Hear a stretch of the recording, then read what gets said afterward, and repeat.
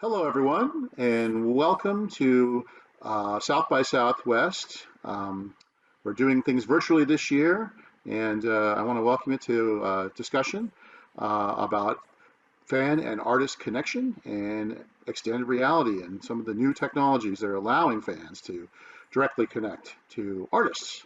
Um, I think that you may know me, Ty Roberts. I've spoken before at South by Southwest. My background is I basically help artists visualize their music. And I've worked with artists like David Bowie and Todd Rundgren to help create interactive multimedia projects and all kinds of different video applications for their work. Most recently, I've been doing streaming concerts. I have a new company called Fantrax, and we've been doing uh, uh, I'll call it large scale streaming concerts with computer graphics and game engine technology. But today is not about me. Today I am joined by an extraordinarily talented and creative genius, artist and producer, Imogene Heap. Welcome, Imogene. How are you? Hello, Imogen Heap the Extraordinaire, at your disposal. Yeah, I'm good. I have slightly less cool backdrop than you. I'm in my, this is my makeshift studio in the basement of our little place in Hackney, which is actually Scout's Playroom. And this is the reality of my lockdown, is last night I needed to carry on working. So I turned our little, that's my beauty light, by the way, which obviously isn't working right now. But yeah, our sofa turned into our bedroom last night because I needed to keep working and I can't hear her when I've got my headphones on. So yeah, Well, that's great. Well, maybe life. what I first start out with, just for a little bit, because some people may be new to knowing about you. I want to briefly just mention a few things that you're working on, which is pretty amazing. So, obviously, you've had a long career as a solo artist and a songwriter and a collaborator and a producer in music, and your own albums and the bands you've been in. I think you have done quite well with that. That basically you've been doing it, I think, 23 years now. I'm not sure if I have the exact 25 years. 25 years. Okay, there we go. So Professional. you've had quite a ride through all of that, and also other artists really revere your work. You've had your songs recorded by Taylor Swift and Ariana Grande, and you've collaborated with Jeff Beck, and you've got Josh Groban singing your songs. And there's so many. When I looked them up online, it was almost too many to name. So clearly, other artists also like your work, which is a great That's nice, thing. isn't it? That's nice. But the most exciting thing I found was that hip hop artists really, really like you. Like they sample all your records and use them. Wiz Khalifa and you know, uh, quite a few number of them seem to also like your work. So I don't know how you got into the hip hop business, but Nor do something's going I, right. but I'm very happy to be here. Um, yeah, no, it's And, great. It feels like there's been an adoption um, in a community of hip hop who just, yeah, it was, I'm trying to remember the name of the type of cloud rap. That's what happened. Some, cloud rap. I like that a yeah, lot. Okay, Little I have to look B, that up. That's not in my ASAP Rocky, my genre tree. I need to be more knowledge. yeah, cloud rap. So they would put on like ASAP Rocky did a mixtape, which was about 60 minutes long, and it was like the Imogen Heap anthology. It just had like tons of demos of mine, like old weird piano songs that I'm just like amazed that this guy is awesome. Just took those tracks and made us thing out of it and made this great mixtape. I was like deeply flattered, and I was like, oh, suddenly I feel like I'm rather hip. You are Um, hip. You are hip. well, apparently Well, so. you've also got some new music you've been working on. I've been looking, you've had some obviously new EPs and singles come out. Your Last Night at the Empire and Phase and Flow. You're working on a new commission around a short film. You've been, one of the things you do is you demonstrate your ideas to your fans and get feedback on your Imogen Heap app site. And it seems to me that that's also quite unique. You basically trial your work for your fans. Maybe you tell me a little bit about that. Well, actually, what I've discovered happens when I do that is I become less inhibited, I become less worried and stressed about any release. Is that by bringing them into the studio earlier on, I feel it gives me more creative. Um, I feel more that I can give more creative risk or take more risks because they're with me at the start, and so we're on this journey together. And so yeah, right now I started Last Night of an Empire, just one night I was like, I'm going to write a dance song, because I've never done that before. And so I tried to write something that's quite dancey and upbeat, and it kind of reminded me a bit of Christine and the Queens and that kind of vibe, which I love. Great. And so I posted an early version of this song and on my app, and they were like, oh, this is brilliant, we love it. And then, you know, the election in the US happened, and that was kind of feeding into my idea space. And then those discussions that continued with the fans about what that meant and how that made us feel and what was going on in the world politically. You know, just very friendly chats with my fans from a chair that I have called the listening chair. It's actually a physical chair, an egg-shaped chair that with a bunch of students we kind of hacked in this tech chair. So it has a tablet and a microphone, a camera and speakers and a heart rate monitor, and captures my emotional response and video. And through these conversations, yeah, it just felt at ease really to write a song about that, whereas normally I'd probably shy away from politics. And wrote this song, which I really, really love. And I did it quite quickly because I felt they were with me. So yeah, I post little ideas on my app. I mean, I used to do it, I've always done it, in whatever medium there's available, whether it's 12 seconds or Twitter or YouTube or through blogs or on my website many years ago. I had a message board, would post ideas. But now I've found, you know, I have this app, which there's a company called Superpass who developed this app. And then, yeah, so I just post everything that I've ever done is on there. It's interesting to also just talk about some of the technology you have. So, you know, and the other things you're working on that I note here is that obviously you've been working on gestural music for a while, and now you have a glove-based, I'll call it, product that's actually coming out today. I think today is the day we're Well, recording yes. this, so maybe you could talk a little bit about that, and then what we'll talk about, maybe what you do with the glove a little bit later. Maybe we can even show it. So go ahead. So this is the Mimu glove. This is one Mimu glove. I'm not actually going to demo it because I'm just about to record a live stream, and I don't want to mess with my system because it's going to happen very soon. But basically, yeah, these are a pair of gloves that over, of course, the one time in the world I can't actually get them on. Don't know what's happening here. Come on, Velcro. Right, there we go. So yeah, it's a glove. It's very sexy. It didn't used to look like that. It used to look like a kind of beaten up old fiber optic glove with like Velcro, different colors strapped and hacked into it. But now it's this kind of integrated, beautiful thing with space to clap and click your fingers and play the piano and pluck the guitar. It's got IMU built in and button and, you know, bend sensors and buzzers for feedback. And it talks to your router, wireless router. So you can be on the move spontaneously and access all the amazing tools within your DAW or whatever you're using to create music. And instead of, you know, sitting around and pulling up a reverb or recording a loop or whatever, you can just do it on the fly. And it's so incredible. And it started off just this thing. I thought, oh, how long would that take to do? You know, just brought a small team of people together. Well, it just started with myself and this guy called Tom Mitchell, who is still a professor at the University of West England. And I went to him as the only person I knew in kind of coding space and music technology. I didn't know anyone. I just literally only knew people who were musicians, didn't know any makers, any hackers, any coders, anything like that. Never even thought about the idea of building something software-based or hardware-based myself. But then I realized I just wanted to be able to have the freedom to be able to make music on the fly and not have to be hunched over my desk, and to always never break that relationship, that flow with the audience by, you know, turning around or pressing a button. That it's just always so it's this kind of very Seems like that's a integrated lot of the life for performance. the keyboard player or synthesizer person, was they had to hunch over their equipment pushing buttons. And so with this, Yeah, I mean, you can step out from behind there and dance actually, or interact in some yeah, other way. but I mean, I still also play the piano with the gloves. I integrate the gloves into the performance. So if I want to augment the piano and I want to add reverbs, or I want to add overtones, or I want to overlay like a Moog kind of infrared little board, what's it called, a piano bar, then I can overlay and I can affect those things.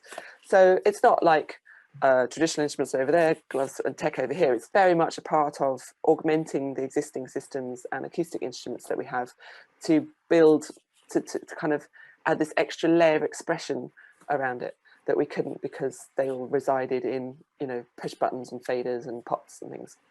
That to me seems like you've, basically now you've created a new mechanism for communicating while playing, which is great. And it seems like also you can receive feedback. You said it had a buzzer in there. So I don't know if audience remotely can push a button and cheer and you can feel a little bit of the audience feedback. Ah, well, yes, you say that. We are actually developing that kind of feedback, not in the glove specifically, but in the chair. Ah, For me, as a solo artist, I mean, I did with Guy. I had a band with Guy. We were frou-frou. But other than that, it's, you know, it's quite a strange existence most of the time. I don't have a producer, so it's just me in the studio. So I have to kind of invent the opportunities to meet and collaborate with people. So it's like bringing in the fandom into the house, you know, every now and then, bringing in those conversations and trying as best to, everything I do is about integration. You know, it's how do we create a flow of life? How do I create a better flow between an idea in my head to an expressive piece of music?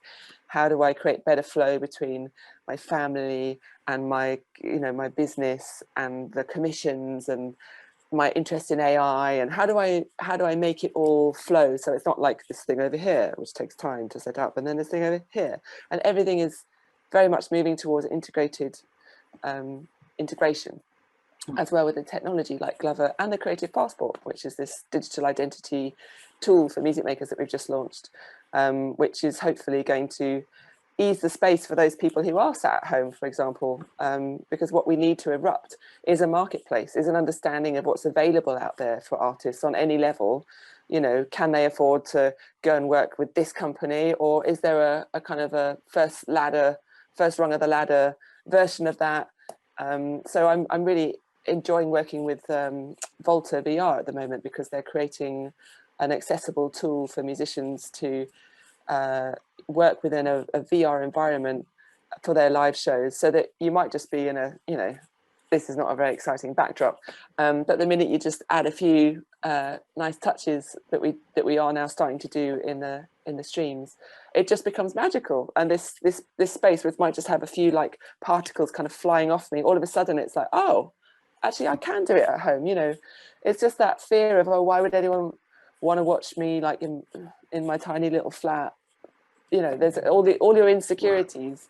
right. Thankfully, computer technology, like we're just talking about, augmented reality and virtual reality technology. Yes, just like I'm obviously not in my, studio with my giant LED screen behind me. I'm at home, and you can take yourself out of the background and you can put yourself into a virtual environment.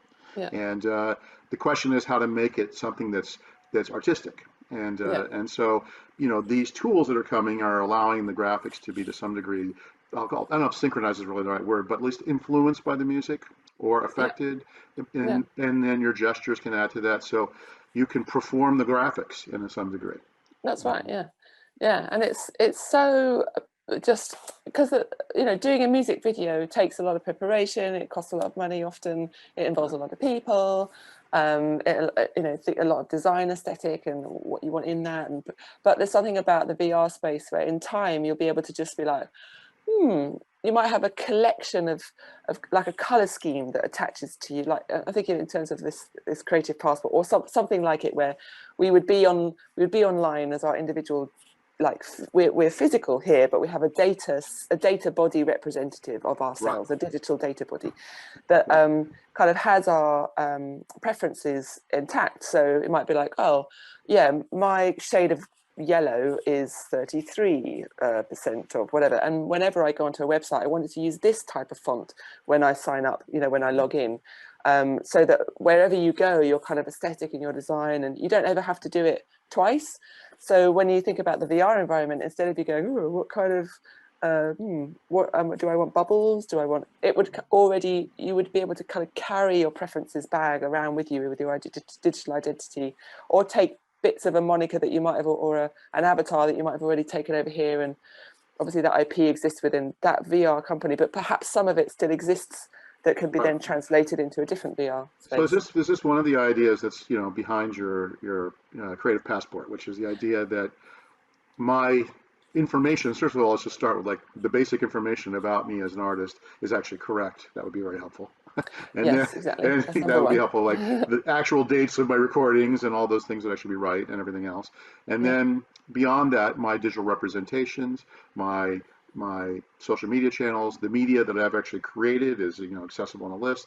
So the idea is to try to to make that available in one place so it's more manageable than like the problem we have now where everyone's Facebook thing is different from their Instagram thing, which is different from where it's yeah, you have to manage 30 different websites to make anything happen. yeah. It's a very big question, and I usually go off in like a 2 hours of tangential answer. So there's like the future space, which is very different to what it does right now. But what we're doing to start with is just to create an opportunity for artists, musicians, music makers, engineers, producers to come on and identify themselves as the artists that they are, to verify themselves with their passport so that they're kind of linked to an identifiable person, whether you want to show your actual name or whether you want to show your moniker or your artist name. And then to essentially, just for now, we're asking musicians music makers, not just musicians, to come online and to get their data selves organized in terms of their creative business selves. So this isn't fan facing, even though lots of fans are kind of curious and look at my public page and see what kind of equipment I might be using, or who Right. are my artistic inspirations, or what books do I read. I don't read any books at the moment, but so it's a way to kind of condense yourself, information that you would probably have to repeat multiple times over, like your biography, like a press image, maybe identifiers, industry identifiers like your ISNI number, your IPI number, your IPN number, to host these in a place that in time would be useful for other services to be able to integrate with for various multiple different reasons. But for now, it's about just preparing the space for that future where we do have a marketplace that's much more beneficial for artists, where we do have a way to kind of carve out our own micro little ecosystems, to have specific tool sets that we use and to be able to see what other creative passport or other music makers, what other services they use, and to be able to build on top of that, perhaps encrypted chat functions, so that you can have these private conversations, or you could share information about services or managers that you might have used that Right. worked Right. with, or it could be just simply it could be example like Reverb, the company that like you can rent gear from. So you might be able to, for example, I have my list of kit and I'm not obviously using it all the time. I mean, the one I put on my public page is not extensive by any means, but one day I'll get around to it. And when I do, I'll never have to do it again. So it's like, I've got an mbira, I've got a clarinet, I've got a trumpet, I've got all these things. I've got a Korg, a micro Korg, so whatever, Mark II. And so if somebody happens to be nearby, something like Reverb or a different service, rental in Romford, could decide, oh, Imogen's got this thing that's free. Imogen's got one of those. Let's see if it's available by way of our service. Somebody finds one, we share that. Maybe we get a bit 10 quid for renting it for a half a day or whatever. And then they bring it back. I mean, it's just one example. There's so many examples. Right. I mean, right now, this is I mean, it's interesting because I used to give this talk when I was CTO of Gracenote about how important having your data correct was, even the most Yeah, simple data. And it yeah, turned out, and that extends to publishing and all these other things for musicians that, yeah, without it being right, you're in a world where that doesn't match up. And, exactly. I used to Yeah, often say, and it is interesting when I look just even at the name of a lot of artists, some of those names are actually not searchable by voice, yeah, because the dollar sign is a tricky one. If you put a dollar sign in the middle of your name, the computer you need to say the word dollar sign. yeah, yeah, So if you use it as an S, it may not yeah, get it exactly right. And yeah, so, yeah, so this kind of information I think is great, and I think it's long overdue in the recording industry to even just have a basic professional database of your information and your stuff, as it were, just so it's correct. So I think that's a great yeah. project, and I guess you're inviting artists to come join Creative Passport. That's how it Yeah, works. thank you. Absolutely. We're in open beta. We just launched a month ago, and it really is about setting that ground layer that we're missing, which is why everything is topsy-turvy, why the artists don't get paid and it doesn't really work in our favor, because the industry is built around whatever data is organized, and where that resides is in kind of fragmented pockets within labels or collection societies or the odd music service, and it's all very kind of separate. what do they call walled gardens? Okay, well, one thing I thought, we're getting towards the end of the time here. Maybe I thought I just changed a little bit. Obviously, with the breadth of your career and, some of the more recent things, like you'd scored Harry Potter, theater, you've done, you're doing all kinds of different work in dance. So the question I have is, this is a really, I'll call it independent thinking route. You're an individualist, and some musicians out there might be wondering, has that been easy? Has that been hard? Should they just stick with their own ideas? What would you say to somebody who's starting out and or trying to develop their career about staying true to their muse? What Oh, would you say well, I about would just say it's impossibly hard to be yourself, but it's even harder to be someone else. So yeah, just yeah, you I get away with so much by just always doing my thing. It's not expected I would do anything else. So whatever decision I choose, whatever kind of project I might end up doing, it's expected of me to do that, which means I have this freedom, this creative freedom to go wherever I choose. I'm not stuck in a rut of creating that type of album 10 times over in my life, or having to go and do these huge stadium shows to create a living. There's this kind of space in between where you can kind of craft for yourself that builds on your strengths and your skills, and working with projects that really interest you and grow your skill set that is very unique to you. And I think the future of work is that combination of your unique skill set, your body of work, and the discovery.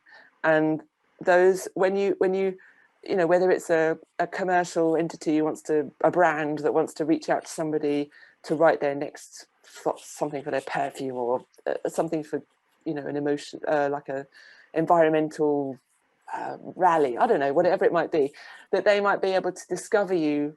Maybe you live in the middle of nowhere and you've never released, you've hardly released anything, but there's just something about your exact intersections of your unique skills, maybe the time that you have at that precise moment in time, where you are, maybe what language you speak, whether you're a mother, who knows, all these kind of combinations that lead opportunities to you. At the moment, it's like, here's millions of billions of songs, 2 songs every second uploaded onto the internet, and no way of like identifying anything individual about that piece of work. It's just a music file that has some kind of analysis, algorithmic analysis, to say, oh, this is a bit like Jay-Z, or this is a bit like whatever. There's nothing to identify the uniqueness about the person behind it to drive more work to them.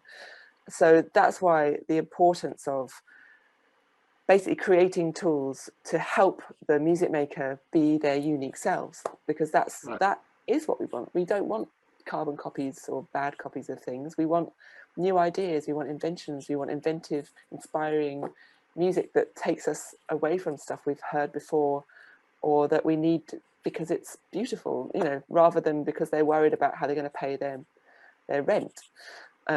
And I do think we're going to see an abundance of opportunity, rather than this feeling that everything's going to fall apart at any minute. Even the people right at the top feel that, because the industry doesn't support largely the music makers. It's supporting the industry around it, because that's where the industry commercial opportunity is. But as soon as we can get our data in order and we just hone in on our skills and take opportunities and go where our whims and our passions go, that's when it's going to work. That's why we've got to be prepared.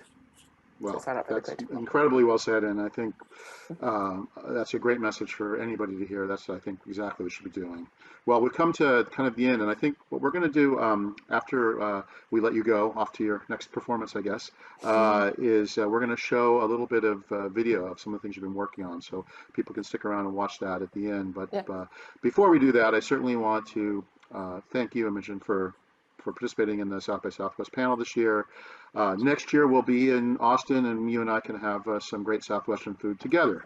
That would be lovely. Yes, that would be wonderful. I miss all that. And see some live music. That would be great too. So for everyone that wants to get a deeper level of connection with Imogen, you should go to imogenheap.app. That's .app. And there you can find out about what she's doing, how she's communicating with her fans through her application, but also other information about what she's working on. So thanks again, Imogen, for your time. I really appreciate it. Thank you, Ty.